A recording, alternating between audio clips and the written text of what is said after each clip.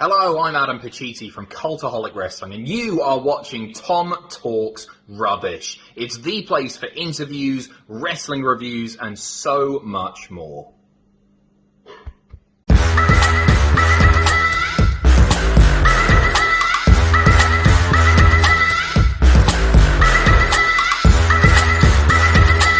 Sure, you subscribe to Tom Talks Rubbish. I highly recommend you subscribe here first. Right, what's going on, guys? It's your boy, Tom Talks Rubbish, and today I'm back with another interview. This time, I'm joined by Pete from WrestleTalk. So how are you doing today, Pete? Yeah, I'm doing all right. Thank you for having me. Appreciate being here. I want to start at the beginning, if you don't mind. Obviously, a simple question to start off with, really. Were you a wrestling fan before you started with WrestleTalk? And if so, where did your wrestling fandom come from? I was a wrestling fan before I started with WrestleTalk. I used to watch it when I was very, very young because I have two older brothers. They used to watch it, and so I often was in the room with them while they were watching it. So I was kind of secondhand watching it when I was very young. They grew out of it, so I stopped watching it as well. And then around 2010, I started watching WWE again. Because my best mate at school started to talk to me about this is a really cool thing. Do you remember Shawn Michaels? And I was like, yeah, I know Shawn Michaels. He was like, he's had this really cool match with The Undertaker, man. Like, oh, it's so cool. There's this new guy called The Nexus. Oh, you should really got to check him out. And it was actually the SummerSlam 2010 match of The Nexus versus Team WWE. Is the thing that actually got me back into wrestling, which is really that's a match. Yeah, that's a match that turned a lot of people off wrestling. But that was a match that got me back in because I didn't have any of the context of anything before. I hadn't seen anything of John Cena's few years before then, or any of the context or anything of that. I just saw the video package before, and I saw the match, which made it look like it was this months-long story of the Nexus dominating WWE, and finally this was the good guys beating the bad guys. I was like, that's a fun story. That was nice. Yeah. So just to go back about watching wrestling when you were younger, what era are we talking about? The Monday Night Wars era? Yeah, that would be peak, Attitude Era. But I had no knowledge of the existence of WCW at all. It was Were you just a complete WWE flat-out WWE diehard sort of thing? Well, kind of. I wasn't really aware of what was happening because it was them that was watching it when they were, let's do some maths here. I would have been like 5, sometime around then anyway. 5 or 6 years old. So I didn't really know what was happening. I was like, there's some people on the screen and they're doing some things. I didn't know about anything. I didn't know about promos or storylines, or I understand like who the wrestlers were. And we had like action figures at home and like a crappy, like plastic replica belt and stuff like that. So it was like I was aware of some of the stuff in wrestling, but I had no context of WCW or anything at all until we got the Invasion pay-per-view we got on video, which I watched so many times because it was really cool. Because I was like, oh, it's this outside force coming in. Everyone loves an Invasion storyline, but I didn't know who WCW or ECW were, or any of the context of the story, or the Monday Night Wars, or anything at all. It was just like, these are bad people and these are good people. Yeah. And then so you were proper brainwashed. I don't know if it's the right phrase, but by WWE, you'd been caught up in what I would call WWE marketing. Yeah, essentially, yeah. Because it was, I had no other form of information. It was just what the TV show told me was what I listened to. And it was only the Invasion pay-per-view, not any of the surrounding Raws or any other shows around it. I didn't watch wrestling week to week or anything at all. It was just like, here's a show, and it was Invasion pay-per-view, and that's it. Okay, that answers my next question, actually. Like, how much of the build-up had you seen? I was just about to ask. None at all. Video packages on the show. That's it. That's the only context I had for anything. Okay. So when was the point that you, even as a child, did you watch weekly wrestling then? Not at all. No. Not it was really, literally, no. It was not even every pay-per-view. It would be the odd pay-per-view here and there. And again, it would be very secondhand. Like, I'd be in the room while my brothers watched it. So I wasn't really watching. I just happened to be there and was like, well, they're watching it. They seem to be having fun. So I guess I'll kind of sort of pay attention, but I was probably doing something else at the same time. Like I knew like who The Rock was and what a rock was and all that stuff. And, oh, it's a Stone Cold Stunner. And like that's it. That's the context I had. And that was okay. So how does that go from then in 2010 becoming your own fandom? I don't know if that's the right word. It was very strange. It was quite a unique experience. I essentially like rediscovered the world of wrestling in 2010 because I understood more about here's the weekly shows, here's the storylines, here are finishes, here's all these new people that you have no idea who these people are. I used to watch, compilation videos of here's everyone's finishing move from the first season of NXT. Look how cool the Wasteland is, stuff like that. That is a cool move, actually. I like the Wasteland. People hate on the Wasteland. I think it's okay.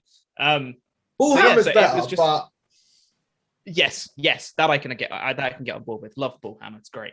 But yeah, it was just kind of me discovering the world of wrestling properly for the first time in terms of what a WWE show was and the build up to pay-per-view cycles and all that stuff, and getting wrapped up in CM Punk's rise the following year and all that stuff. Because it wasn't like from SummerSlam 2010, I didn't then immediately start watching week to week and I was, fully in. It was like, oh, I've got a bit more of an interest in it now. And occasionally I'd watch a show after that. And then when it came around the pipe bomb, that's when I was like, I'm in every week now. That seems like a common theme. Yeah. In all the interviews that I've done, that seems like a very common theme. Yeah, totally. I mean, it changed the wrestling landscape, that pipe bomb, like without a doubt. So yeah, from sometime around then, because I must have been into it before the pipe bomb, because I can remember the pipe bomb happening and me being like, oh my God, I have to watch this. But I was already in to wrestling by then. So that was a thing that it wasn't the thing that hooked me in, but it was a massive deal that kind of solidified that, yes, I'm a massive fan of wrestling now. Okay. So how does that lead to then making wrestling your living? I'll put it that way. Oh, that was a journey. So I kept watching wrestling. Was a massive fan. The whole build up through Daniel Bryan's run into 2014. Going later and later. I my old housemate that I used to live with, I kind of got him into wrestling in like 2016 times, a brand split era, and we both of us watched WrestleTalk during that period of 2016 into 2017. Was this when it was a TV show? No, they transitioned onto YouTube, I believe, by this point, because it was around this time, it was around now, I think, that all the guys left What Culture to start Cultaholic. It was around that time, and that was the time that I actually jumped ship, so to speak, and started watching WrestleTalk properly, as a lot of other people did when all those guys left. Yeah, you guys, is when a lot of people started watching WrestleTalk. Particularly for me, during the Cultaholic guys' hiatus, I suppose would be the right word. Yeah, was when I really got into WrestleTalk. Yeah, for sure. And I was one of those guys. Me and my housemate at the time, we both watched WrestleTalk, and and we just I started watching it more from then. I'd gone through a whole phase of being on the online forums and stuff like that on WrestleZone, on the WrestleZone forums and all that stuff. That was a whole journey. But during this time, starting in 2014, I'd started my own YouTube channel about Pokemon because that was a game that I had loved and played since I was like 5. So I started doing a Pokemon Let's Play channel. I did like competitive battling and stuff like that. And I had that channel for like 3.5 years or so of me just uploading a bunch of Pokemon content. Stopped doing that because life moved on. I had other things I wanted to do. So stopped uploading to that. But just kind of kept my fingers into wrestling and seeing what was going on that scene and all that stuff. Had a very, very, very, very brief wrestling YouTube channel as well, where I uploaded maybe 2 videos, I want to say, where I fantasy booked the 2018 Royal Rumble, or both of them actually. And I got both the right winners. I got Shinsuke and Asuka, and that was a good time. Oh, really? Yeah, I was so proud of my fantasy bookings. They were impeccable. But yeah. What do you think the chances are that WWE saw them and was like, yeah, we'll do that? I would say minimal because I think the video's got maybe 30 views or something like that. Oh, so I fair think enough. the chances of someone seeing them slim. But yeah, so I kind of kept my interest in wrestling, and I still wanted to produce content and things like that on other subjects that weren't Pokemon, because I just kind of phased out Pokemon at that point. For what I wanted to upload videos about anyway. And then I was just working other jobs, just kind of moving on with life. I had moved up to Newcastle, and I was working in Greg's. Not a glamorous job, but was just getting by. It's a job at the end of the day, isn't it? Yeah, it was a job. It was fine. And I watched a WrestleTalk video from Mr. Ollie Davis. And at the very end of the video, just a regular news video, he said, "Hey, we're looking for writers for WrestleTalk.com. So if you think you'd want to do that, submit an application." And I was like, I can write. I'm pretty good at writing. I know I can do it. I can do a write. I can do that. So I emailed in his little application. They said, "Yeah, sure. Do you want to write for the website?" I was like, "Yes, I do." Was this a freelance position, or was this in like what I would say WrestleTalk office? This was while I was still living in Newcastle, and this was unpaid originally. Okay. Just to start, just when I could do an article or two of news and stuff like that. No big. So this was, I wrote my first article for WrestleTalk.com on the 31st of July, 2018. So that was then. Straight off the top of his head. It was an important day because I had not much going in my life at that time, and that was an important deal. Fair enough. So started writing for WrestleTalk.com 31st of July, and in September 2018 it was Wrestling Media Con, where you had the WrestleTalk versus Cultaholic punishment thing, where WrestleTalk had to do a dance routine. Was this the thing where you guys ended up on stage? I didn't, but it was Ollie, Luke, and Laurie. Yes. Yeah, but by you guys, I meant WrestleTalk, because you lost the SummerSlam predictions, correct? Correct. Yes, that's the one. So that was in September 2018, and I got asked as part of the team. It was like, "Hey, we're doing Wrestling Media Con. We just need some extra hands to help with like setup and just to be around, because we're going to be like selling WrestleTalk magazines and like merch and stuff like that. So if you want to come help out, that'd be really cool." I was like, "Yeah, sure, I'll totally be down for that." So went and helped out at that show, met Ollie, Luke, and Laurie for the first time, which was awesome, really cool. That was my next question. Had you met them at this point? Not at all, no. I didn't really have any affiliation with like the YouTube side of things, because it is quite separate. They're two very distinct teams between the website guys and the YouTube guys. There's a kind of, obviously they're very synergistic. We work together with people that have a website for their YouTube channel, the more I'm learning about the fact that they're actually quite separate, but also intertwined at the same time. I don't know if that makes any sense. Yeah, no, totally. Because they need to be kind of like synergistic. They need to work together, but also you're appealing to two very different audiences at the same time. So you can't just do the same thing with the same people on YouTube and on a website, because it's entirely different markets that you're appealing to. But I met, Andy Datson, met Ollie and Luke and Laurie, and a couple other website guys as well, which is really cool. Really awesome weekend. Really enjoyed it. And it was also very refreshing, because I'd watched the WrestleTalk guys for so long, for years at that point. It was refreshing for me to meet them and for them to not be awful people, because they always say, don't meet your heroes. And I expected them to be very different people in person to what they were on the screen. And I just kind of met them and I was like, oh, they're actually just very nice people. I'm like, wow, that's awesome. Great. That's nice. That makes me feel good about watching them for so long and, supporting them and all that stuff. So that's cool. That was all I was going to say. No, it was very cool. And just very nice people. They even though I was just a website writer, they kind of included me as part of the team and stuff like that, which is really cool. And the day after MediaCon, I had to go, and I got a call from Andy, who said, "Hey, we really like you. You're really cool. Do you want to be an editor for the website?"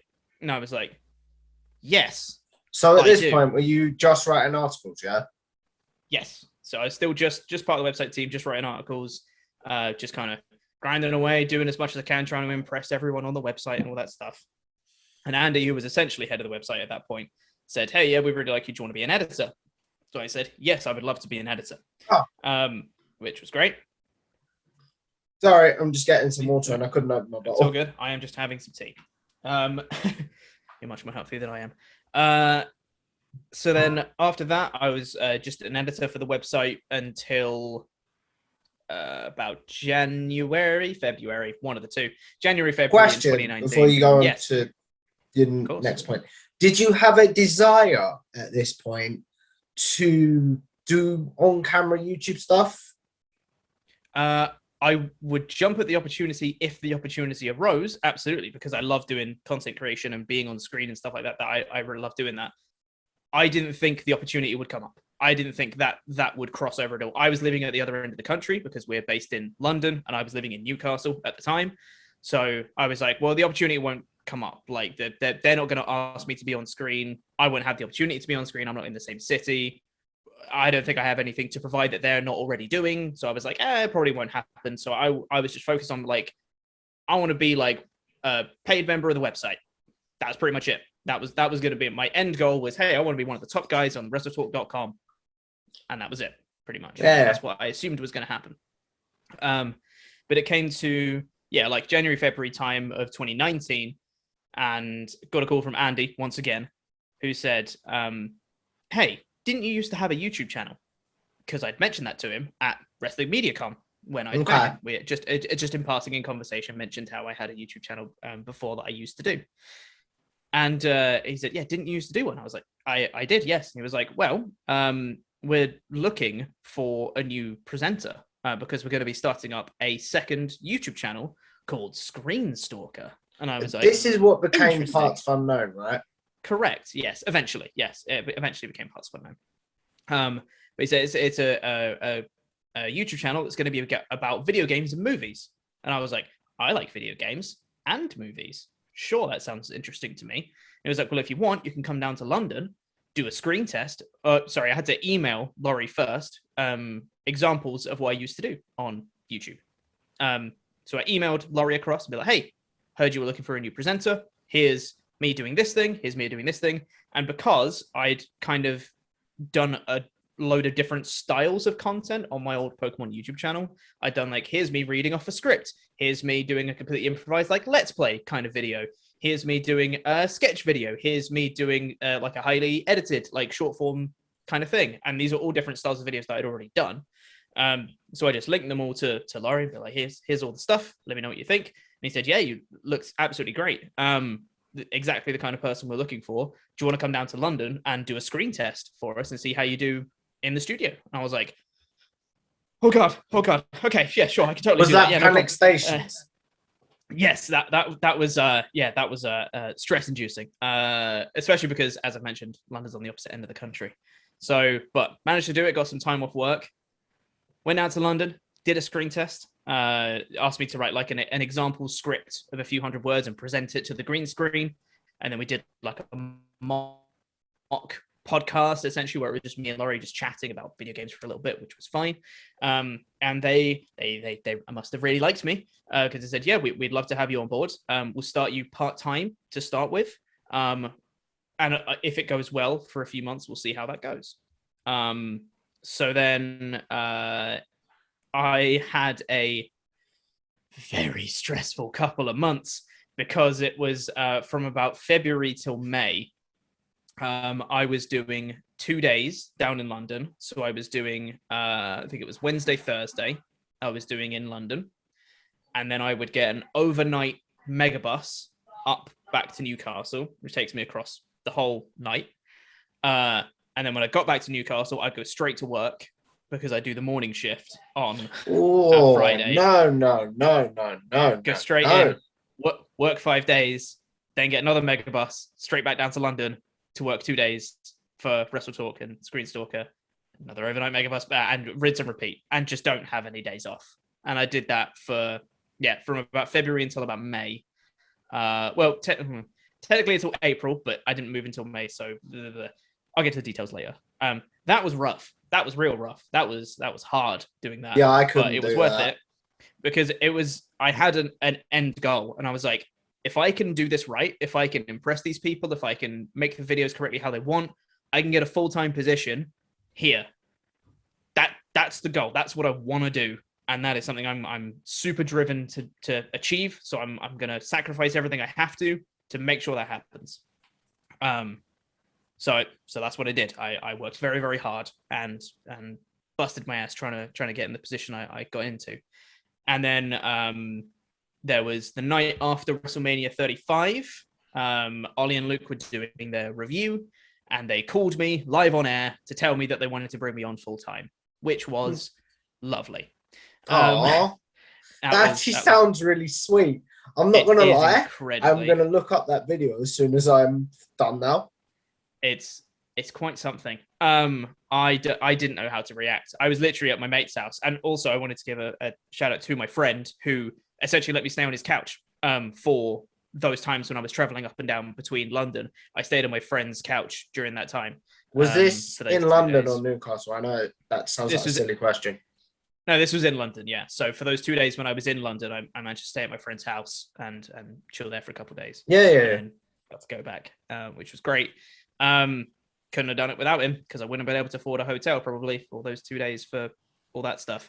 But regardless, so they got the call, said we want to bring you on full time. I was like, thank God I don't have to do that horrible journey anymore. And then in the middle of May is when I uprooted everything and moved from Newcastle to London and started working full time doing WrestleTalk stuff from May 2019 onwards. It was a journey, but it was a journey I was very happy to make. So this is what I'm going to say. Because you sacrificed might be a bit of an extreme word, but you know what I'm trying to say. Yeah. Because you had to put more work in with the travel and stuff to get to do the WrestleTalk stuff because you were in Newcastle and going to London. Do you feel like more rewarded and like you really earned your position in WrestleTalk sort of thing? Yeah, it's a difficult one because I don't know if that question makes sense. It certainly does. But not to get too deep or anything, but imposter syndrome is a thing that exists and something that I deal with.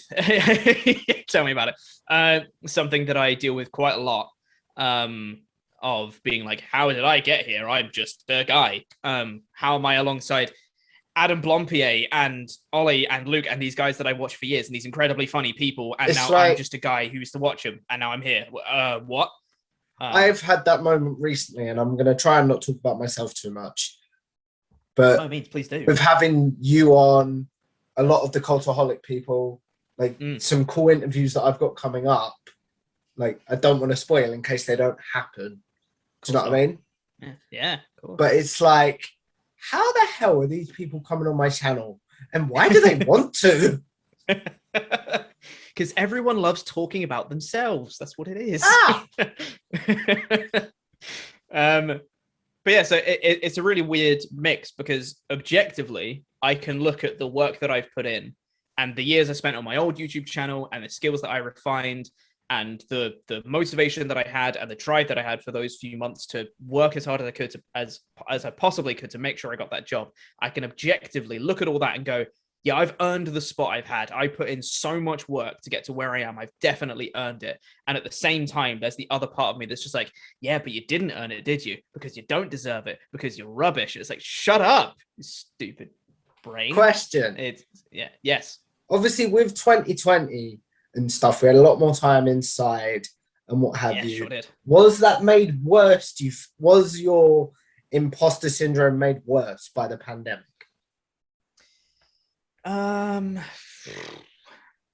That's a tough question. Was the imposter syndrome made worse? Not necessarily. I don't think so. I don't think it made it worse. No. It made other aspects of mental health worse, but I think the imposter syndrome has kind of remained fairly constant. And that, kind of fluctuates through time. There'll be some times when I'm like, yeah, no, I totally deserve to be here. I made a really good video. That was a good video. Go me. Well done. Pat on the back. That was good. Yeah, and then there's other times where I'm like, oh God, I can't match up to all these other people. Yeah. So it's a strange journey, and 2020 was a whole ride. But yeah, I don't think it got any worse in particular. No. Fair enough. So what are you now doing for WrestleTalk? If we break down your week, what videos you involved in, articles, etc. So I don't really do anything for WrestleTalk.com anymore, which is weird because that's how I started and kind of came in. But once I became kind of a full screen, full time on screen. There we go. Words. I know what you meant. You wouldn't think I'd present for a living, would you? Jesus. So once I started becoming like a full-time on-screen presenter, I kind of shifted away from the website duties. But my normal week. What's a normal week? I don't know if that exists. No, it doesn't. But ideally, like, what shows can people find you on?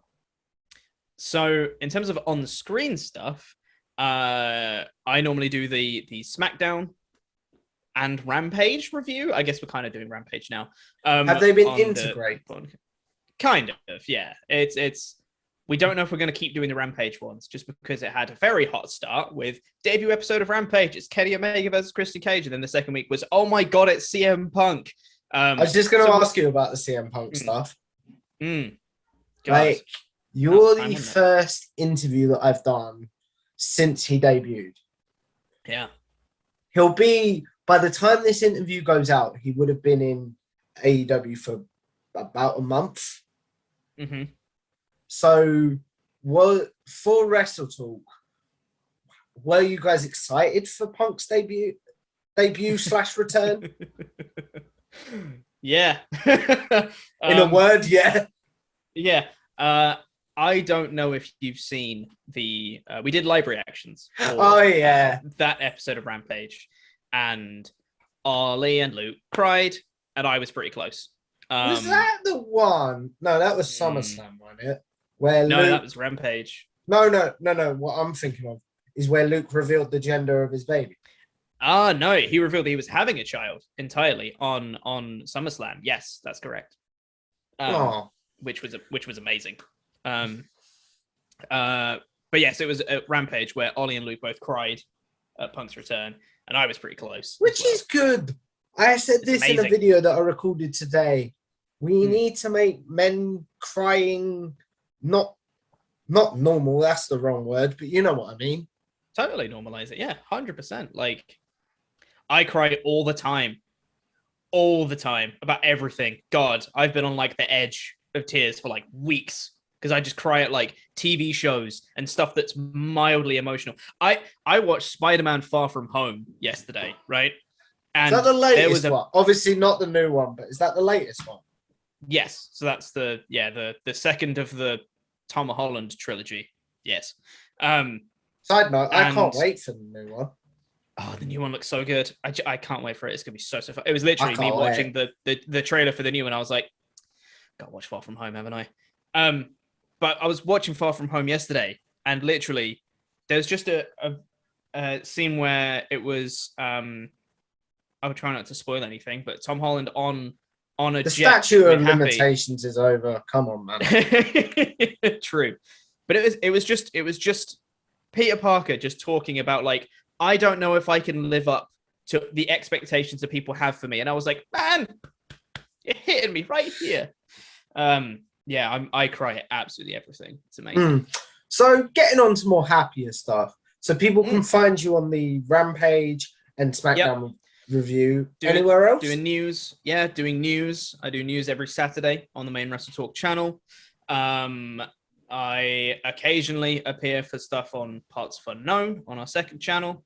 I will be on a lot of our Patreon content as well, where we have shows like WrestleTalk After Dark, where a bunch of us get together and just have a bit of alcohol and just chat rubbish for a couple hours.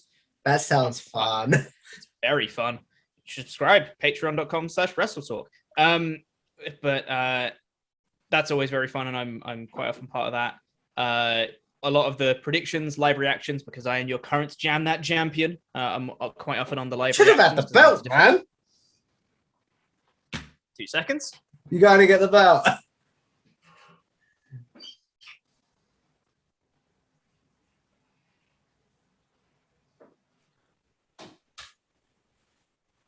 just remembered. Yes. Oh wow. I'll get that bit edited out, all being well then. I left it in the office. My bad. Oh well. So you brought up Adam Blompier moving over to WrestleTalk. Yes. I'd love to have Adam on to discuss this, but I'm curious what you think. How has WrestleTalk benefited from Adam coming on, do you reckon? It's benefited immensely. And not just from like, a subscribers and views and, monetary side of things. It's obviously benefited us massively, but also he's an incredibly creative person.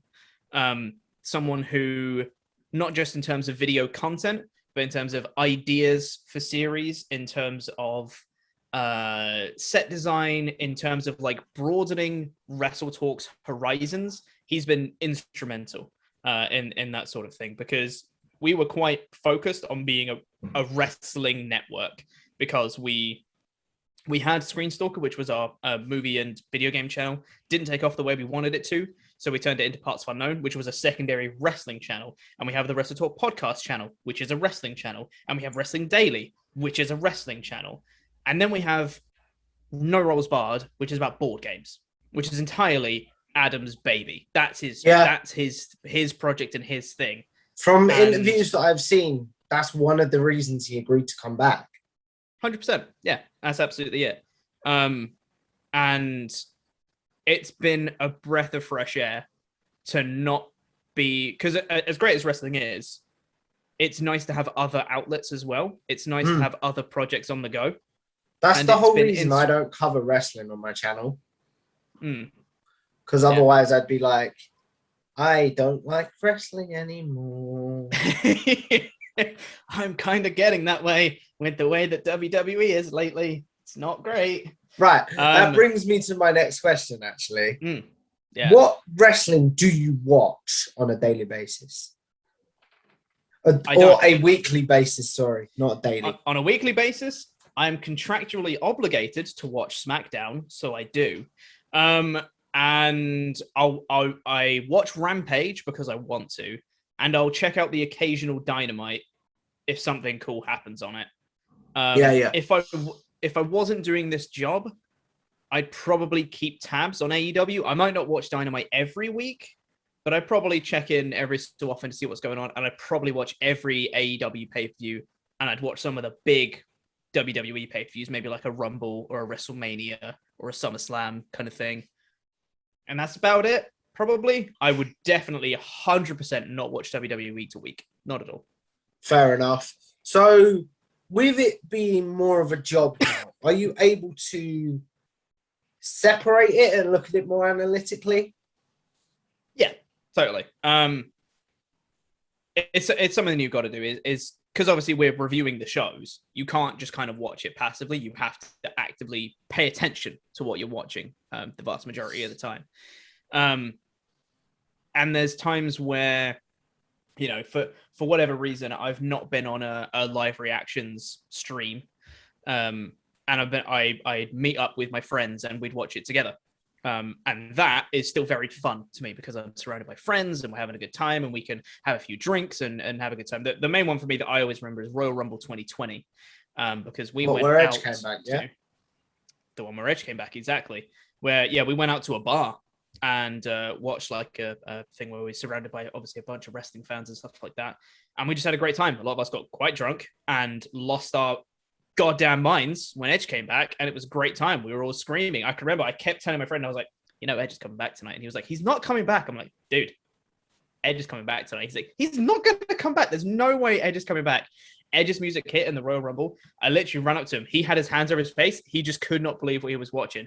I went up to him, literally slapped him across the face and just went, I told you, Edge is coming back. All of us, we were losing our minds. That is so one thing that I need to tick off my bucket list, is to go watch a pay-per-view in a bar. Yeah, dude, so much fun. So much fun. Just being surrounded by that energy. I'm watching Drew McIntyre win, everyone losing their minds. Oh, it was great. Loved it. Especially because, like, and I'm not going to try and get too down on 2020. I've done that enough on my channel. But, like, especially now knowing what 2020 became with wrestling, Yes. I suppose that pay-per-view's definitely looked back on with more fondness. Yeah, Is that the totally. right phrase? Yeah, totally is. And it is for me as well, because that was one of the last like big meetups I had with my friends before, everything went terribly. Before poo hit the fan. Yes, exactly. So we've been going for about 40 minutes, and as I explained to you in DMs, we've got to be finished by 1 o'clock. So I will just do some wrap-up questions if you don't mind. Sure, absolutely. Who is your favorite wrestler currently, and who is your favorite wrestler of all time? I know what you're gonna say. I bet you. God, that's really tough.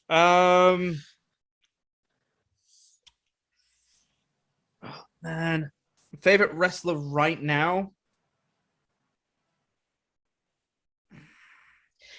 I don't know the parameters. I don't know, because it could be Roman Reigns because I'm so invested in his character and his character art and the thing he's got. But in terms of actual, Roman Reigns right now. I think in terms of like matches that if I see that person is wrestling, I get the most excited. Walter, because he's a perfect wrestler. He's so good. At time of recording, I've not seen NXT Takeover.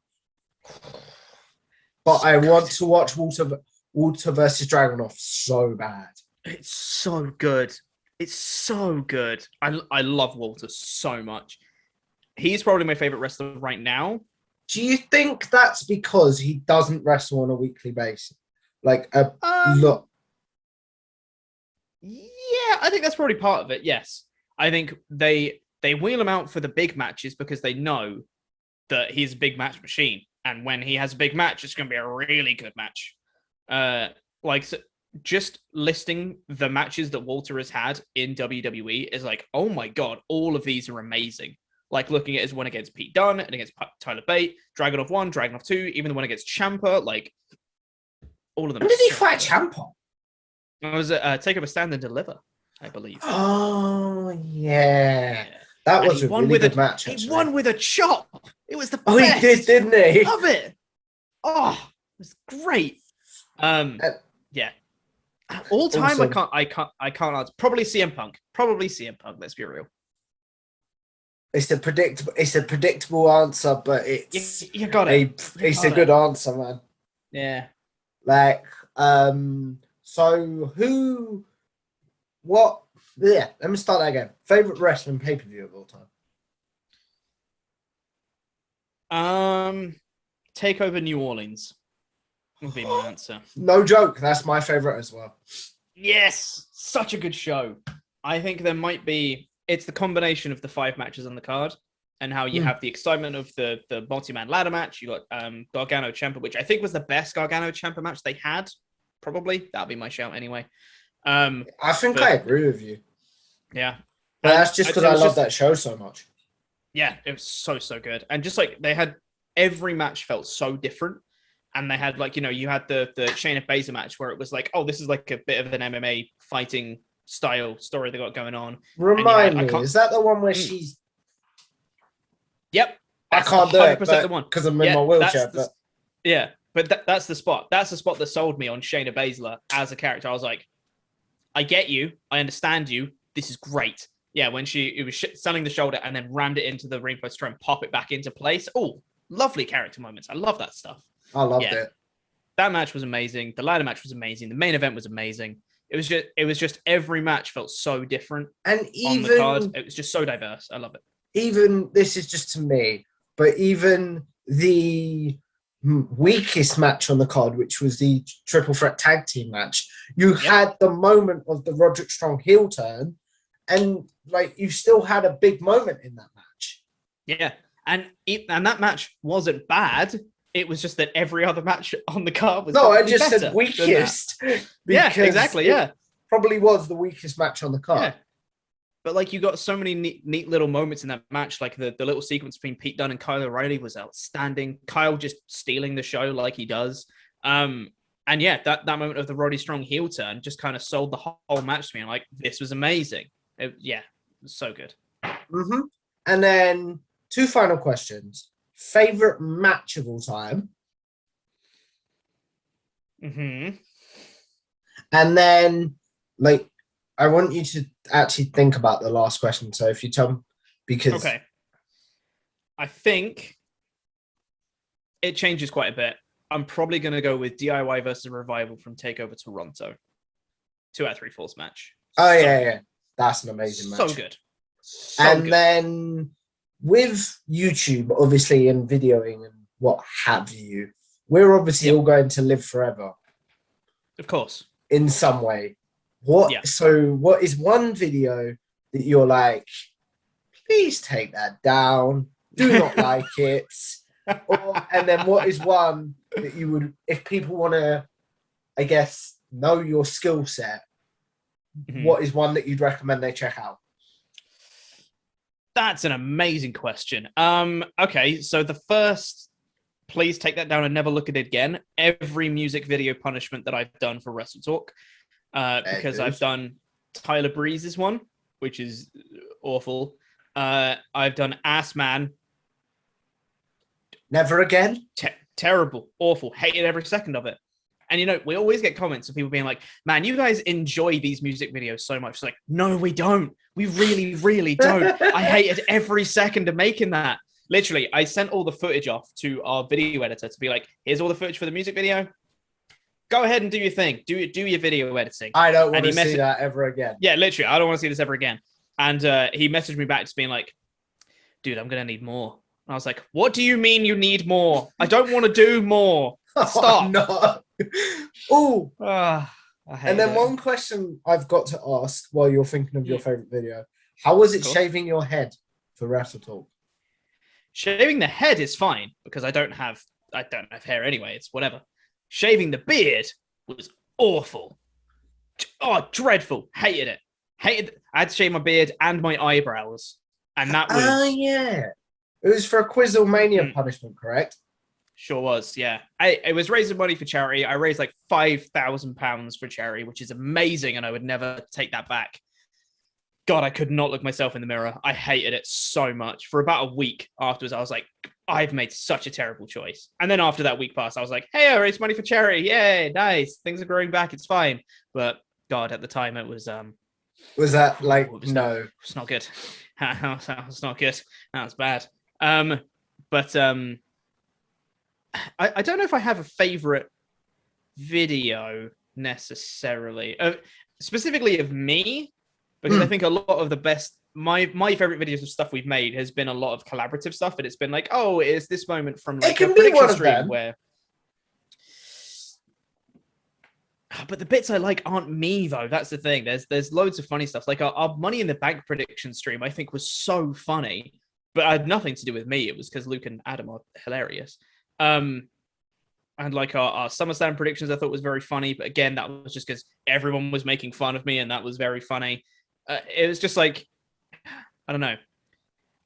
I do think there's a couple of, I can't think of any specific ones. There's a couple of my SmackDown reviews that I've been quite pleased with. When I get a bit ranty, when I get a bit angry with the show, and I do a bit of a rant about it, I think that can be quite entertaining. And there's been a couple bits of it where I'm like, that's a good video that I've made. That's entertaining. That's funny. I can't think of any specific ones. There was one where, what was it? I think it might have been the same episode where I talked about when they introduced championship contenders matches into WWE. No. Which is just the worst idea I've ever heard in my life. I hated it. I hate it. And yeah, like, that's one idea. Thing that for me, AEW does far too much. Of championship contenders matches? Like, for example, they'll have the champions fight their challengers to get a match with the champions. Oh yeah, I hate that. I hate the concept of that. It's awful. But yeah, so I kind of ranted about that for a little bit. And also they had a story beat where they said that we can't have the championship match tonight, despite the champion accepting the challenge. They said, well, we can't have the championship match tonight because, you know, we need to advertise it. And then they had a championship match that night for a different title with no advertising. And it just wound me up so much that I lost my mind on the camera, and I thought it was quite funny. So is that your favorite video of yourself? I guess so. By default, I don't really like many videos of me in it. Again, imposter syndrome, blah, blah, blah, blah, whatever. Fair enough. It's probably one of those where I was just like, hey, that was quite entertaining. People like that. Yeah. Okay. As usual to my guest, I want to say thank you for coming on, Pete. Thank you for having me. Had a great time. Thank you very much. And if you guys like this video, please like, share, and subscribe. And I will see you in the next one. Bye. Bye.